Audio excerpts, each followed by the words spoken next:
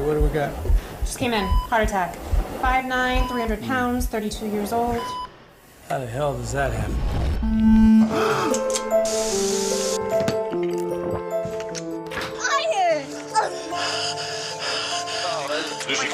Can I get a, Could be developing diabetes. You have to make a change.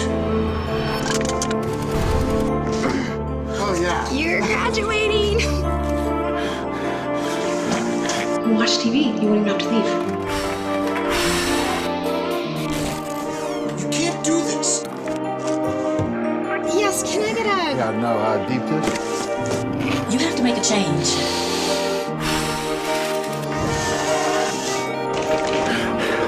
Good job, Jim. You got an A+.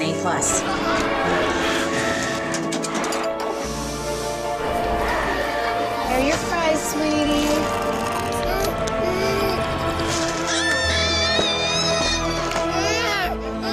You go. I still can't believe you give this child fresh ice. I know. But it's the only thing that'll make him stop.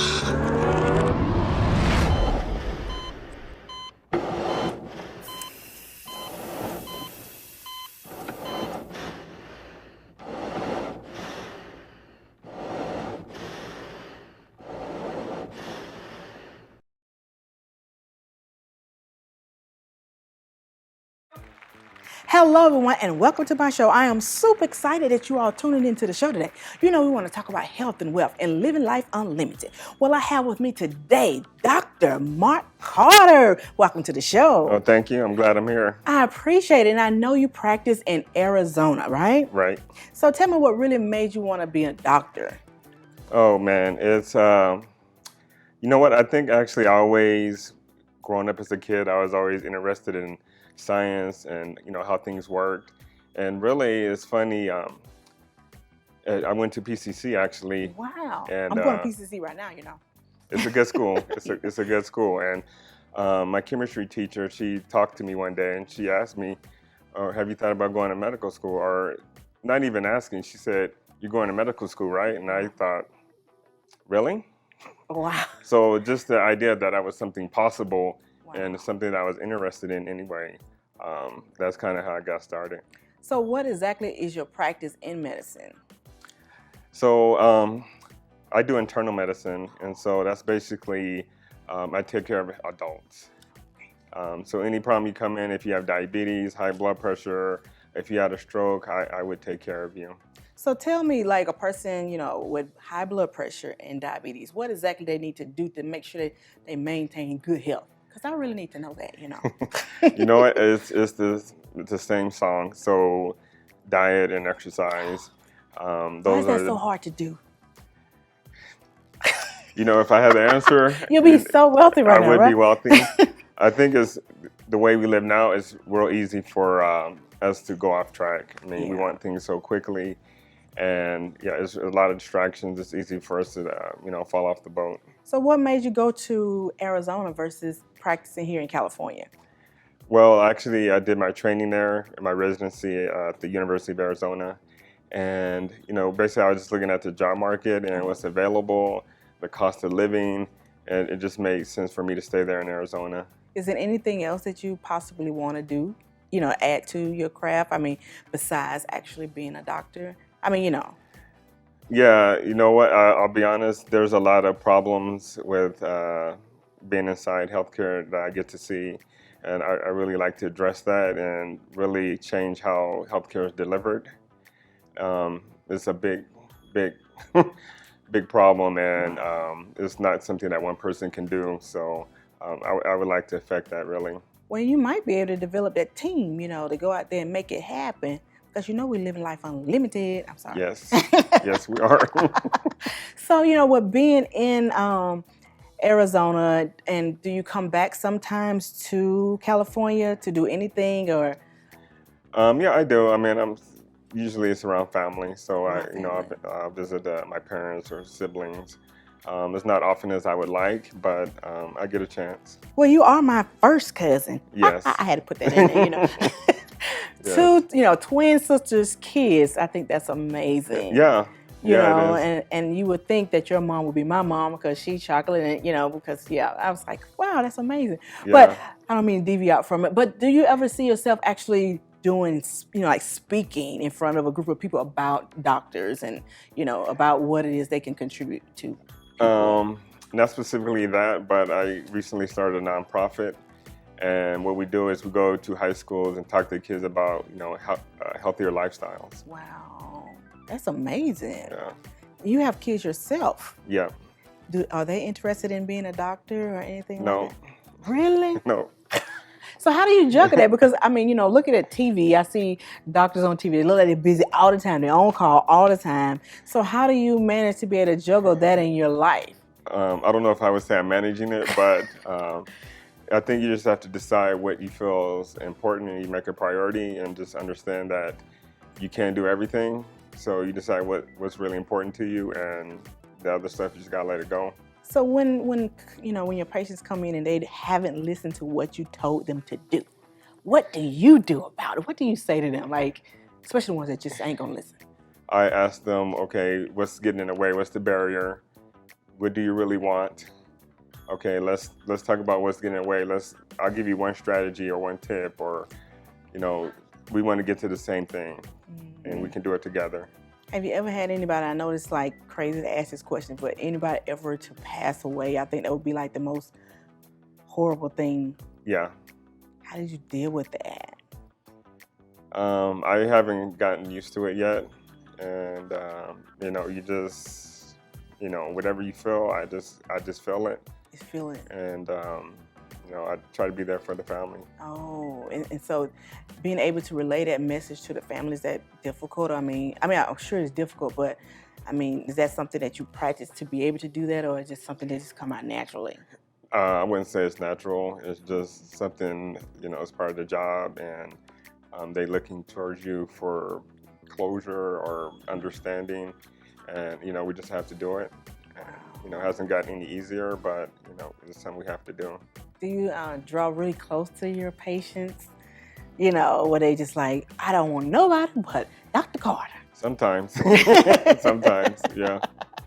And when they do that, I mean, because sometimes, I had a doctor when I was living back in the South that, I did not want to leave him. Like, Yeah. I actually flew back just so I can Wow. go back to see. That lets you know how good he is. Because he was so thorough. And I see that now, like here in LA, no dissing nobody, but it wasn't as thorough as he is. Do that matter because of the amount of patience you have, or? Some of that is just how the system's set up, and there's a lot of pressure to see more patients, so you don't get as much time. And it may be just a person too. Some people, they just run late and they don't care, and they'll just take the time. So why do it take so long when you go to the doctor's office? They set your appointment for 11 o'clock and they don't see you till 12:30. You know what I always tell my wife is when she goes to the doctor is, you want to see the first appointment or the first one after lunch, because they're running on time. Oh my God. Because you know what? They ready to start the day and then they ready to go to lunch. Oh my God, that makes a whole lot of sense. Yeah. Because I'm like, you send me to the back and I wait another 45 minutes. It's easy to get behind. Yeah, well, I do know what it's like to get behind. So, if anybody out there who want to actually become a doctor, what would you say to them to inspire them to say, to do it, to live life unlimited? That's a good question. You know what? I would say go for it. Just there is no limit. Just take it. Whatever you want to go for, just go for it. Don't worry about it not working out. If it doesn't work out, you can handle it. Yeah. Awesome. That makes a lot of sense. You ever thought about writing a book on the fact of how to take care of yourself, especially working with a lot of adult, patients? I did, but there's a lot of good books out there now. But you got a better book, because it's your story. All you got to do is, because when you're giving a report, don't you talk it into one of those little recorders? Right. So you can tell those little stories, right? That's true. Oh, but That's true. is that invading like privacy, No, you don't have to mention anyone's name. Oh, what? Oh my God. We're going to talk about some of them stories, Okay. Do a reality show on that. Because, back in the day, they used to have this TV show called ER. You ever saw that? Yep. So have you ever worked in the ER? Yep. Is it much more hectic working in the ER than it is in the actual doctor's office? Yeah. Yeah, it's kind of ups and downs. There's slow times, and then there's, it's crazy times. Because you actually wait longer in the ER than you do. Generally. Is it because of the so many patients in there, or what? Yeah, because there's no appointment, so some people might come all at the same time. And, you know, if you get two people that are really sick, the doctor will be kind of caught up with them, and so you gotta wait. What was actually the worst case you had being a doctor that was like, you know, life-changing for you? Oh, life-changing. I think it was the first person I saw die. Yeah, she had end-stage lung disease, and she knew, and she didn't want us to put her on a ventilator. And I was on call, and the nurses called me, and she said, you know, she's not doing well. So I went, and I just essentially watched her. Wow. Was any of her family there? I mean, she had nobody? No. Wow, that's probably why she didn't want to be on the ventilator, huh? Yeah. Wow, that's amazing. And that's, wow, I don't even know what to say behind that, because what can you say? Yeah, that was hard. Wow. Did that make it easier, though, when it happened again, or it still was pretty much the same way? It wasn't as hard, but, you know, it's not easy. It's not easy. Yeah. And because they're different case, you know, it make you view it a different way. Yeah, they're all different. Everyone's different. Have you ever had a character like somebody coming in character? Like, I know that may seem so crazy to ask you that question, but I don't know why that popped in my head, like a clown. You know, like a person coming in, they actually, you know, in character, like a clown costume or something. No, I haven't had that. I had people acting like a clown, but well, that's just as worse. I think I would rather them be in the clown suit acting normal than acting like a clown. Well, you know, I'm very dramatic because, you know, when I get a cut or something, I'm just like screaming. They was like, really? Is that something? Like, it's so serious. Yeah. So how do you handle that? How do you calm them down when they just acting like a clown? It depends what's going on, honestly. So sometimes we have to give them medication to help them relax. If, you know, redirection doesn't help, we just try to talk to them. And sometimes that won't work. Wow. Well, you know what? I appreciate you so much for being on the show, coming all the way from Arizona, enlightening us with some, you know, awesome knowledge and really too, you know, about living life unlimited, because it's not just about one particular, you know, field. You can really do and become anything. I agree. You Absolutely. know, and stuff, you know, even you could be a doctor on TV. You just never know. You never know. Well, I thank you so much. I thank you so much for being on the show. I appreciate it and everything. So I thank you all so much for tuning in.